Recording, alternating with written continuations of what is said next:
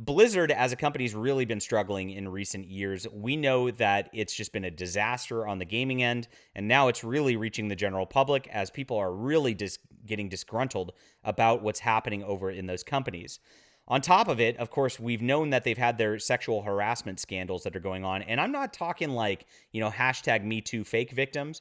There's real deal sexual harassment going on at this company. Blizzard tried to cover it up. It was a nightmare. And on top of that, then, of course, they made the mistake of bringing in the woke SJW brigade to try to fix things and make a more inclusive and diverse environment. That's not the answer ever. You get rid of the problems, but you keep your core focus and you don't do that sort of thing. And when you do, it always goes downhill from there. This is crazy stuff today, and I didn't even get to the main lead. I'm burying the lead, which is in my whole title here for the video. But this is crazy what they're doing to customers now. If this is true, it seems like it is, but I don't have verification. But I do have this, and it's very bizarre. Let's get into the news. All right, my name is John Delarose, not Keemstar. And my comic Overmind is a fun 66-page graphic novel. If you like Star Wars, if you like the old style entertainment, if you like how Blizzard did things with StarCraft and things like that, you're going to absolutely love my science fiction universe that I'm building. This is a lot of fun. We've got like 40 copies left as of the recording of this video. And I am ready to get these out and to customers, and I hope you'll enjoy it and support the channel. Lots of beautiful art. Wonder Woman's Aaron Lopresti, probably one of the definitive artists on Wonder Woman's history, did the cover for this.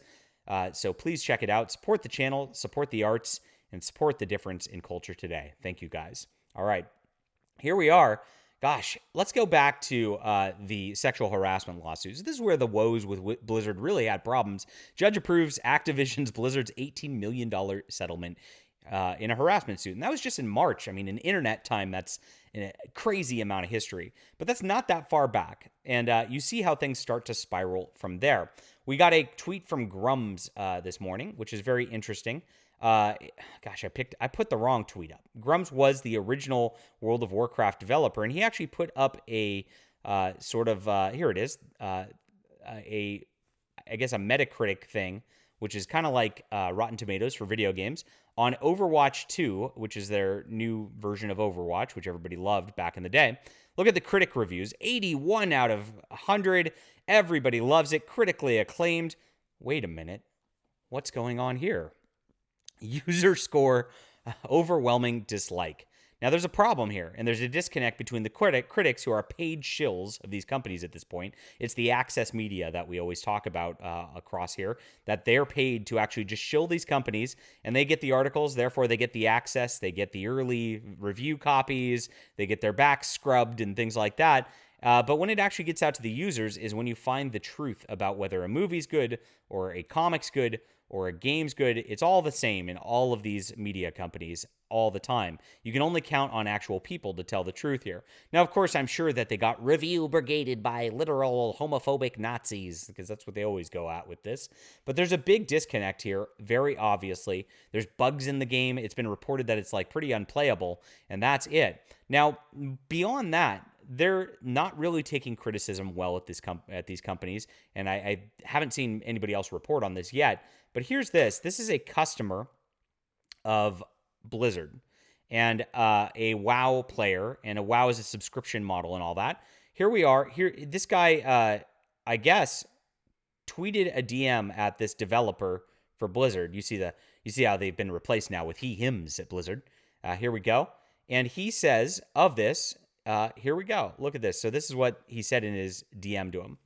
Explain to me, like on some genuine shit, how is it possible for you N-words to get paid to make a game and you somehow F up so badly in the back-end coding that it locks you out of playing half the roster? This is bad coding. Not even the new champs on Battle Pass, the original champs. I paid my $50 to pay for this. I get to play what I want, I thought, and then you don't. You're locked out of being able to play. This is just nasty. This is a bummer. You pay $50, you can't play more than half of what you want to play. Explain this to me. There it is. And then, of course, he got blocked. And he claims now he's in jail because of this.